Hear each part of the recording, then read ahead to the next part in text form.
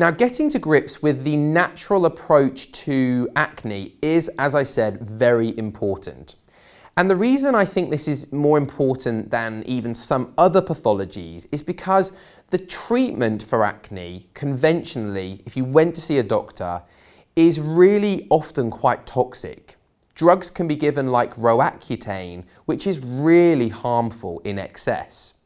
People are often given courses of antibiotics that go on for months and months and months. The number of times I've seen this has been incredible. And it's the same recurrent theme.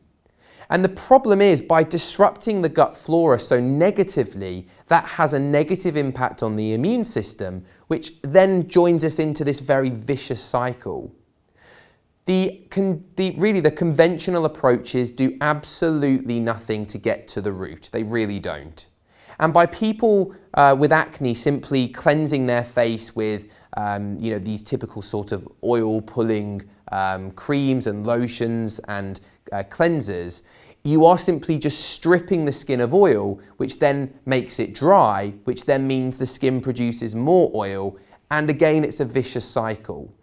So we need to recognize here more than ever that skin problems are not external problems, but they are internal problems. You can ultimately do whatever you want to your skin, but if you don't address the internal environment, it won't fully resolve. Or if it does, it will be over a very long period of time.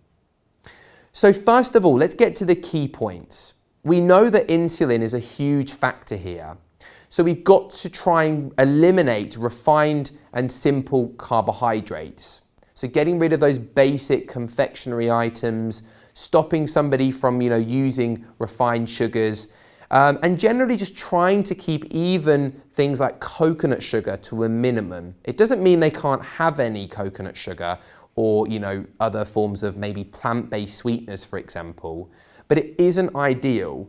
So if somebody wants that bit of a sweet fix, you might think about foods that you perhaps create using things like dates, which don't have as big an impact on insulin levels. So addressing that blood sugar balance is important. We don't want foods with a high glycemic index.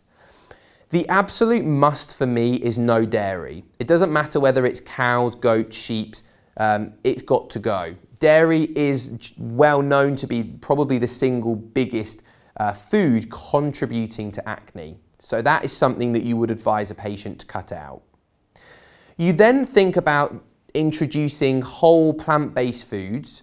You can think about trying to optimize fiber intake with lots of vegetables and legumes.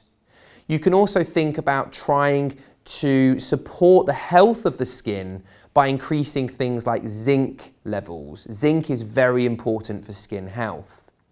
We can also improve the function of the skin by improving the balance between omega-3s and omega-6s, which you could do using the support of a natural therapist like a nutritionist.